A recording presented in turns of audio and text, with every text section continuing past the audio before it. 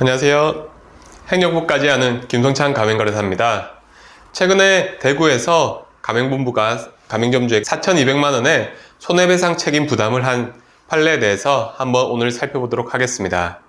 해당 사건은 대구의 가맹본부가 가맹점주와 가맹계약을 하면서 사전에 정보공개서, 가맹계약서, 그리고 인근 가맹점 현황문서를 제공하지 않았고, 가맹점주는 가맹계약 체결 후 가맹점까지 오픈을 했던 상황에서 뒤늦게 이러한 사항에 대해서 가맹본부한테 문제 제기를 하니까 가맹본부가 해당 가맹점에 대해서 이메일로 정보공개서 등을 사후에 제공했던 사례였습니다.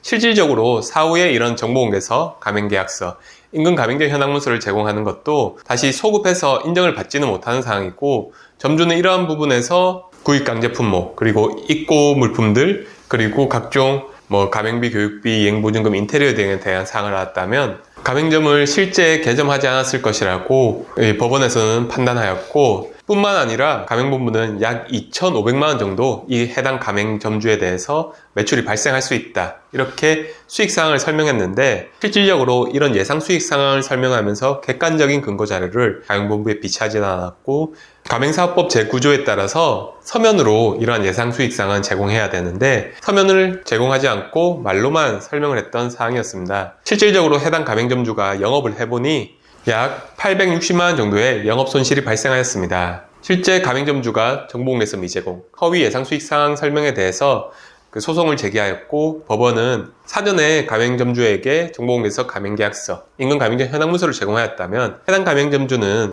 가맹계약을 체결하지 않았거나 또는 동일한 조건으로 가맹계약을 체결하지 않았을 것이라고 판단하였고, 그리고 예상수익 상황의 설명에 대해서는 가맹사업법 제9조 허위 과장된 정보 제공 행위라고 판단하였습니다. 이러한 판단에 따라서 가맹점주가 투자했던 초도물품비, 중개수수료, 그리고 인테리어비, 간판비 등을 합한 6,300만원에 가맹점주가 실질적으로 손해를 입었던 860만원을 더한 총금액에서 가맹점주도 사전에 자신의 영업에 대해서 판단했어야 될 이러한 사항에 대해서 조금 과실이 있었다 판단해서 최종적으로 가맹본부의 책임은 60%를 부담하는 판례를 판결하였습니다. 가맹본부는 가맹계약 14일 전에는 최소한 정보공개서, 가맹계약서, 인근 가맹점 현황문서를 이메일, 문자 등을 통해서 제공을 해야 되고, 예상 수익 상황을 설명할 때는 꼭 서면으로 제공하고 가맹본부에 해당 객관적인 근거 자료를 비치해야 되는 사항이 있습니다. 이러한 세부적인 절차에 대해서 궁금한 사항은 언제든지 연락 주시고, 저는 가맹거래사뿐만 아니라 행정사, 공인중개사 자격을 바탕으로 가맹본부의 개점에 대한